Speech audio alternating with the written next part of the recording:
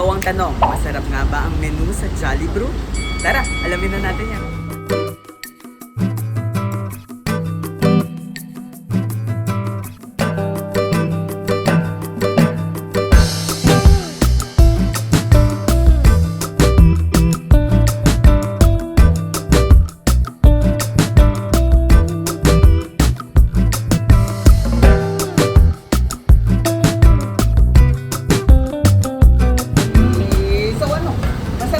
Jollibee mo, ha? So ngayon, nandito tayo ngayon sa Jollibee BGC to try their newest Jollibee na breakfast. Di na natin papatagalin at titikman na natin yan. Let's go, let's go, let's go!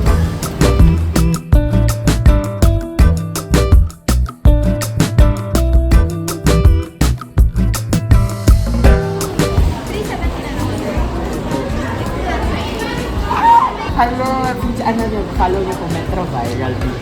Hala, thank you ate, mabuhay ka. Hello ka po. Hi!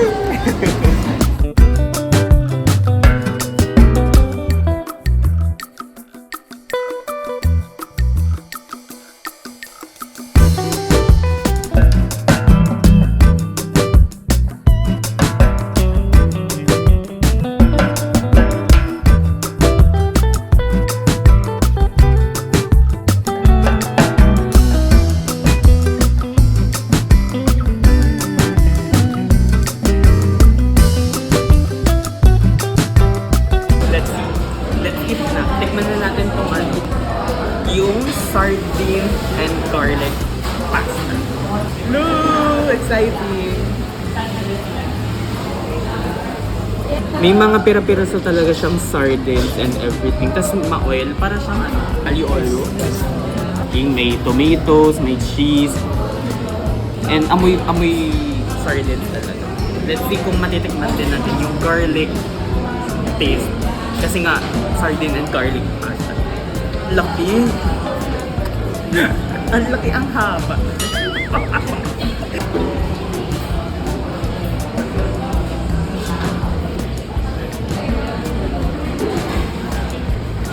So first bite, al dente yung pasta. Hindi siya sobrang lambot, hindi rin siya sobrang tigas. Masarap siya. Pero, hindi ko agad nalasahan yung pagka sardines nung parang medyo kulang yung taste. Hindi siya yung super, yung pagkagat mo talaga yung malalasahan mo yung sardinas. Hindi. Tikman natin yung pinaka sardines niya. Pero may hinalo na akong sardines doon, pero hindi ko pa rin talaga nalasahan. Ayun. Kailangan mong isama sa pasta yung mismong sardines, yung mga bites, yung maliliit na sardines. Kasi because siya yung magdadagdag nung alat. I-consume mo siya agad kasi hindi siya masarap pag malamig. Good siya for morning kung gusto mo agad ng heavy breakfast. Kung gusto mo naman ng ayaw mo magkanin ng lunch, pwede rin siya.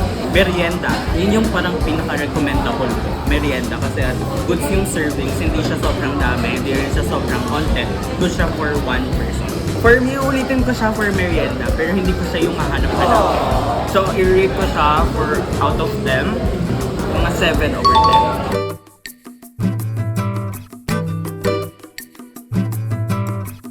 10. Yan, at pupunta tayo ngayon sa McDonald's para naman bumili ng cheesecake nila. Kasi di ba bumili tayo ng cheesecake saan?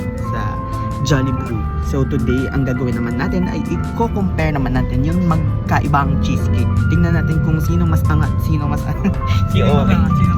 Oo. Titikman natin yun. So, let's see!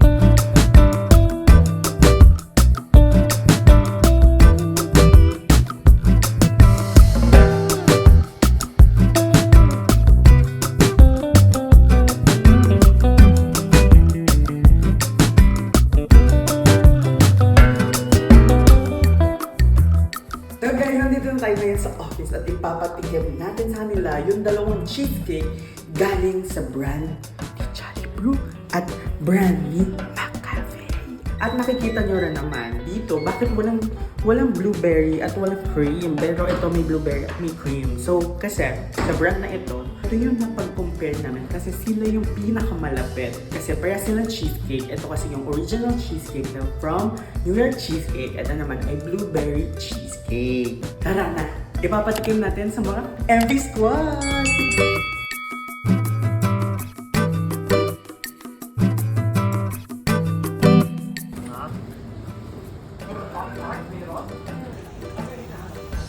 Okay siya. Itong cheesecake na to. Hindi siya yung sabang, alam mo yun, sobrang tamis. Okay, ito naman blue. Normal na, alam mo yun, yung inaasam mo sa cheesecake. Blue. Ito namang isa. Ang tapang ng cheese niya. Pero, masarap din.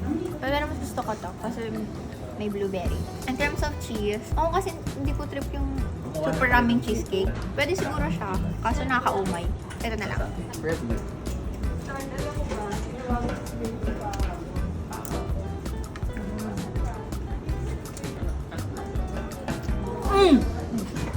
Mas gusto ko to.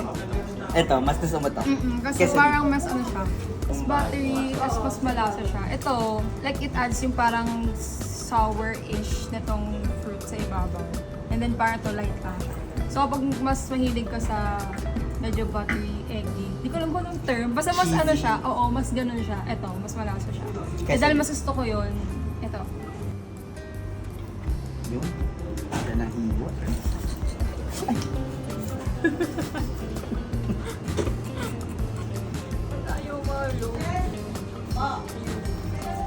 Parang mas bet ko to. In terms of cheesecake in general, pareha sila. I mean, yung consistency nila na as a cheesecake, well-made siya ganun. Parang mas bet ko to kasi mas cheesy siya. Ito mas best mo. Oo. Pinangiwan. Pwede naman. Ito ako naman siya, parang siyang like classic na Japanese cheesecake. Ito parang like, ano siya, like the usual na blueberry cheesecake. Kung ako mamimili between them. Mas bet ko kasi ito, kasi ito kasi parang pag kinakain ko siya ng siya lang, madali kasi siyang maging Kumain? makasawa ako. Dahil sa sweetness din niya. Yes, Tapos yes. ito mas dense na konti for me. So, mas bet mo to. Ah, Ay.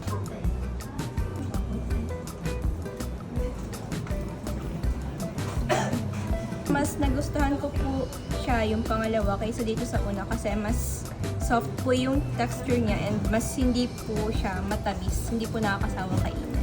Yan, go. First po kasi, mas dapitan ko po siya compared sa blueberry. Kasi yung blueberry po is may asim siya. And mas gusto ko po yung sweets ko na matamis talaga. So, number 1 po.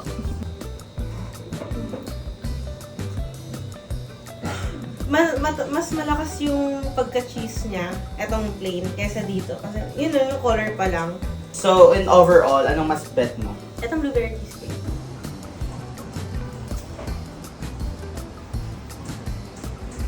mas ano to eh, creamy. Sa overall po, anong pong mas pipiliin niyo sa dalawa? Ito. Ito po. Eee! Ang final content nating lahat, Jolly Brew versus Mac Cafe. Ang blueberry at ang New York cheesecake nila. Go!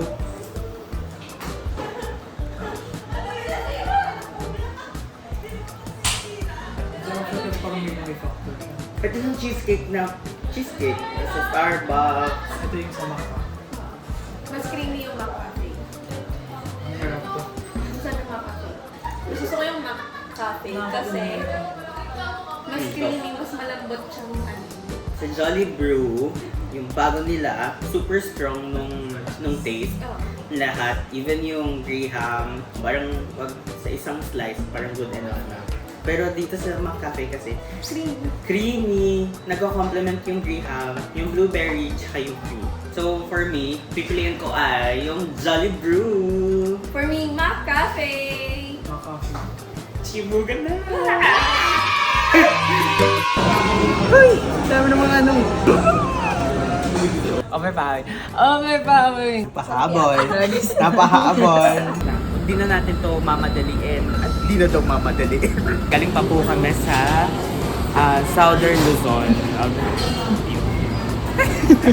Lovera Chadwick. Dito ka pala. Uy! Nahuli niyo! So, the final verdict is... New Year cheesecake ng Jolly Brew! In terms of availability, mas available ang McCafe sa mga tao kasi marami na silang branches. Ito namang Jolly Brew ay kaka-open lang ng pop-up store nila sa Jollibee Triangle Drive sa BGC at tinitignan pa lang siguro nila ang kanilang market. Kaya naman, abangan nyo kami sa susunod na content dahil magmumukbang kami ng Jolly Brew versus McCafe. Kaya naman, don't forget to like, comment, and share this video and click that notification bell para naman updated kayo sa mga next episodes namin. Kaya naman, paalam!